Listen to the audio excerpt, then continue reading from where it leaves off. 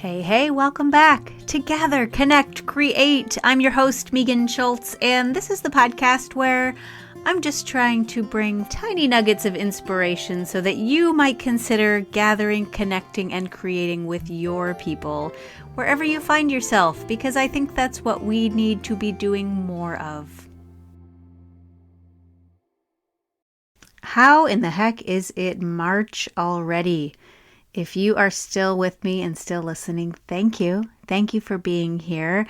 I want to just offer this small little podcast today as a way of reflecting on the month of February and what was on the podcast here, where I talked with people who are thinking about their screen time use and how we use it and how our teens use it and what happens when we start thinking about it and noticing and becoming more aware of our own use. So I'm so grateful to the listeners who have reached out to let me know that they too are trying a social media fast this month, or are taking apps off their phone, or are checking their screen time to notice how long they spend on which apps, and whether that's using their screens as a tool or whether they're using it to numb out or to distract themselves from the overwhelm, which Lord knows I understand that desire for sure. But I'm so grateful that these conversations are encouraging people to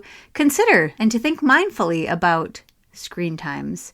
One of the things that I am hearing as sort of feedback on why some people may not be listening, or in terms of some of the in-person events that our school is offering and why people aren't coming, I've had conversations around shame, and this is where I want to say, have you seen that movie, Good Will Hunting?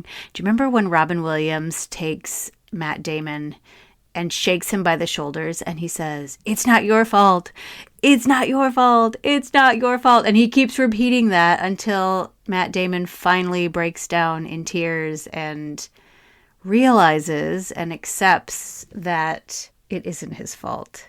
That was a totally different scene and totally different topic, but I feel like it's the same thing for screens. I feel like we need to shake ourselves awake and say, hey, this is not our fault.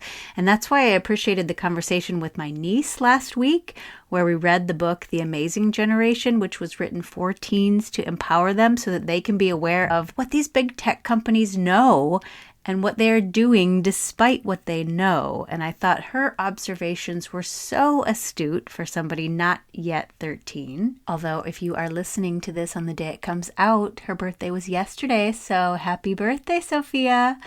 She is now a teenager.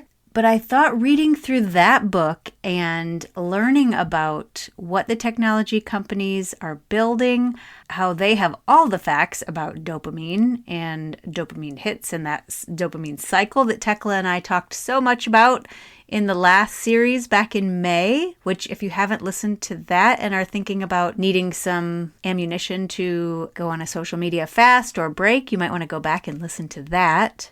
But I guess I just want to say, when we have that information, it's so much easier to see that, yes, indeed, this is not a question of just willpower or self-control or just knowing what to do and doing better. It's hard. And it's hard because it's built into these systems that they are creating, that these tech wizards, as the book The Amazing Generation calls them, that they're building, and that we almost don't have a choice in being a part of. And yet we do. And that is what I enjoyed so much about these conversations in this month of February, is that we are able to make choices. We still have to live in this world. We still have to live in a world where Facebook, Instagram, Meta, Google, YouTube, ChatGPT, AI, it's here. And there are small things that we can do to resist. And so I've loved hearing from listeners about what you are doing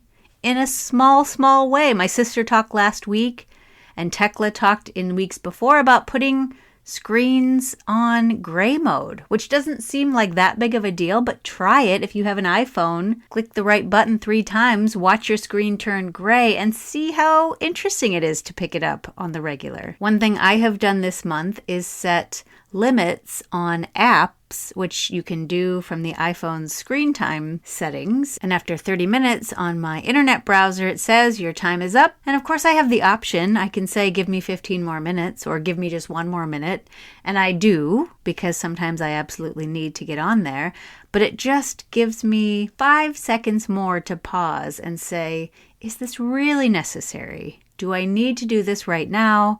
Can I wait until I get back to my computer?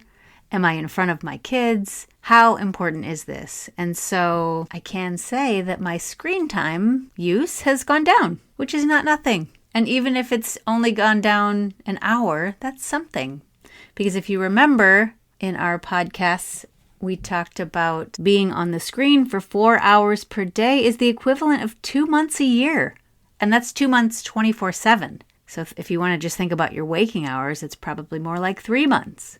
And I'm grateful to the conversation that I had back at the beginning of February with Christina and Amanda of Reconnect, who reminded us that it's okay to change your mind. It's okay to go back and reverse decisions that you've made. It's okay to say, I know better, and now I'm going to do better when it comes to what we know about what all of this screen time is doing to us. And there is absolutely no shame in that. And I think my sister so beautifully modeled that last week in our conversation when she held up her hands several times throughout the conversation with her daughter, with my niece, and said, yeah, I need to do better. I don't do this right all the time either. And I think it's really important for us to acknowledge that.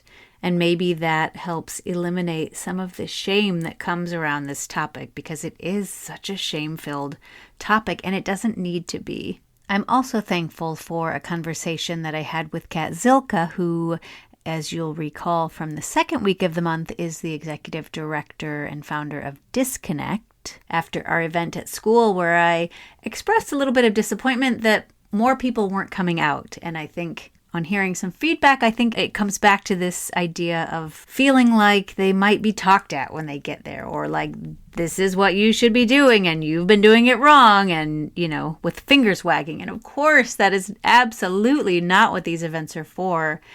And Kat looked at me and she said, you know what? I'm used to this. This is who shows up, and it's a movement and it's building, and small is okay. And we'll bring people along as they decide to join, but they have to come to it when they're ready. And so I'm grateful for that reminder, because that encourages me to keep on keeping on with this conversation that I don't think is going anywhere.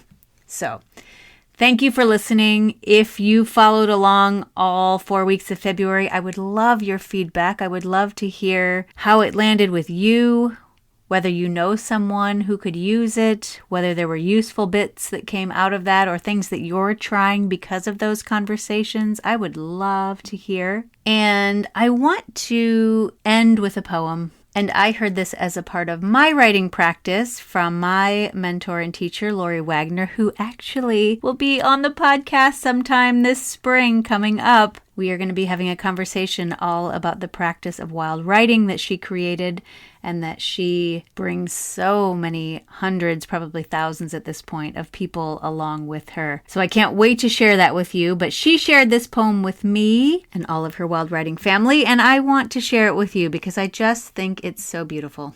It's called Instead of Clicking on ChatGPT by Laura Grace Weldon. I would rather consult anyone's grandma. Ask a whale or crow or beetle. Find an answer in the next song playing. Ask my dreams. Ask all our dreams. Listen to what the stream's current says. Find the truth in the oldest stories and those told by the youngest children. Ask the artists, the scientists, the unhoused man whose tent is hidden among brambles in the park. Consult an oracle, the tarot, the magic 8-ball still there waiting in the toy box. Open the nearest library book, eyes closed, and drop my finger on the page for an answer. Ask the void, Ask the angels. Ask the seed waiting for spring. Ask beyond the question until answers are no longer the point. I just thought that was beautiful. And just wanted to close with that to ask you, listeners, who might you ask instead of ChatGPT or instead of Google? What might you do instead of turning to Facebook or Instagram for a 15-minute scroll tonight? What else could you do? Who else could you be with? How else could you be present? All right, I'm going to leave that here this week. I'll be back next week. I have some fun conversations in the lineup with people who are doing very cool things to gather and connect with people in their communities. And I've been so excited to talk with them, to share their ideas, to see if you could bring that back to your neck of the woods. So stay tuned and stay subscribed.